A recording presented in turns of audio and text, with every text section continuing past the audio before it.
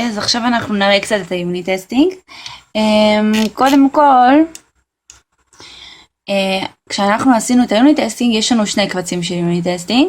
קובץ אחד, שזה הקובץ הגדול יותר, שיש בו יותר פונקציות, וזה פונקציות שנכתבו תוך כדי הכתיבה של פונקציות השרת עצמם. כלומר, אנחנו עשינו פונקציה מסוימת של השרת, בדקנו בפוסטמן, ואחרי זה גם עשינו את היוניט טסטינג על הפונקציה, על כל מיני מצבים שרצינו לבדוק שהם באמת מתקבלים כמו שצריך והכל.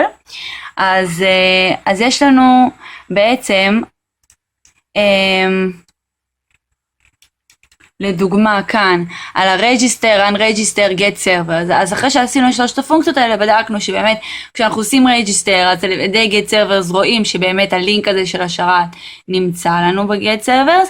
אחרי זה אחרי ה-unregister ראינו שכבר זה לא נמצא, ואחרי זה רצינו לראות אם באמת אפשר לעשות register שוב פעם וזה לא נופל או משהו, ורואים את זה ב-get servers והכל בסדר. ב-add channel ו-get my channel, אז רצינו לראות באמת שזה נמצא שם, כל מיני בדיקות פשוטות. ואחרי זה יש גם מקרים נוספים שרצינו לבדוק, שהתייחסנו אליהם גם בקוד עצמו של השרת. לדוגמה, מה קורה אם אנחנו רוצים להוסיף את אותה channel עוד פעם. אנחנו יצרנו בעצם, הדרך שלנו של היוניט טסטינג הייתה שאנחנו לא רוצים שכל הבדיקות שלנו יחזירו אוקיי, לא כתבנו אותם ככה שכל הבדיקות יחזירו אוקיי, עשינו גם בדיקות שמלכתחילה אמורות להיכשל. אז אם קוראים פשוט את ההערות של לפני פונקציה, אז אפשר לראות אם היא אמורה לעשות אוקיי או פייל. אנחנו כמובן שמנו לב לזה כשבדקנו בעצמנו, ולפעמים אפילו בשם של הפונקציה עצמה מצוין אם היא אמורה לצאת אוקיי או פייל. כמובן שככל שהוספנו עוד פונקציות, אז אנחנו הוספנו עוד בדיקות של השילוב שלה עם הפונקציות שקדמו לה. אז כאן בעצם הטסטים הם בודקים את הדברים האלה. יש לנו add, join ו-leave, בהתחלה זה היה רק add ו-join, אחרי זה גם נוסף leave, אז בדקנו גם אותו יחד איתם. יש לנו את get my channels ו-get channels רגיל, יש לנו login, logo ועוד כל הפונקציות פשוט.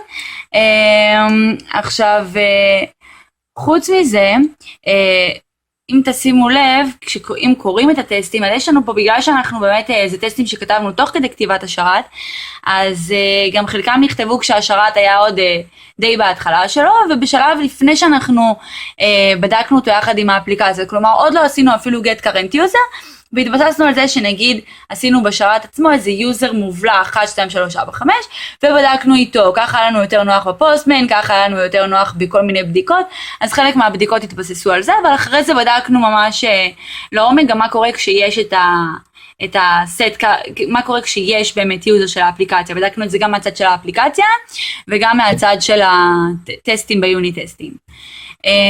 אז עכשיו, קודם כל בואו נראה את הריצה של הטסטר הזה. אוקיי. רגע, זה הטסט החדש. אוקיי. ההרצה שעשינו עכשיו, ויש לנו באמת את אלה שיוצאים פייל, אלה שאמורים לצאת אוקיי, וזה באמת מה שאמור לצאת פייל יוצא פייל, מה שאמור לצאת אוקיי יוצא אוקיי, כמו שרצינו. עכשיו, הקובץ השני של היוניט טסטינג שעשינו, הוא קובץ שיש בו בעיקר בדיקות שאמרנו לקראת הסוף, אחרי שהשרת עצמו כבר היה די גמור, ודי לאחר כל הבדיקות כבר. שנייה, בוא ניכנס ונראה אותו.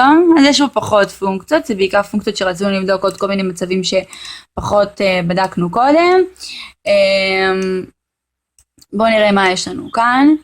בעיקרון אפשר לראות כאן שיש לנו את הפונקציה למטה של set current user, שהיא בעצם מאפשרת לנו סוג של לצמלץ, בעצם שאם יש לנו את ה-get current user, אז אנחנו נוכל באמת לפעול, להשתמש גם בסט current user, וככה לעשות את זה כאילו יש לנו אפליקציה שכן מעבירה לנו user. אז באמת בדקנו כאן בעיקר את הפונקציות של לוגין ולוגוף, ולוגין של כמה יוזרים שונים, ומה קורה מהבחינה של להצטרף לצ'אנלים, כשכמה מצטרפים לאותה צ'אנל, מה קורה עם get network, האם הוא באמת עושה את הג'ייסון כמו שצריך, עוד כל מיני בדיקות שראינו באמת שאנחנו רוצים לבדוק אותם עוד יותר טוב, אחרי שבעצם דיבגנו עוד קצת את השרת יחד עם האפליקציה עצמה, ובאמת עשינו לוגינים ליוזר וכו' וכו' וכו'. אז בואו נראה את הריצה של הפונקציות פה.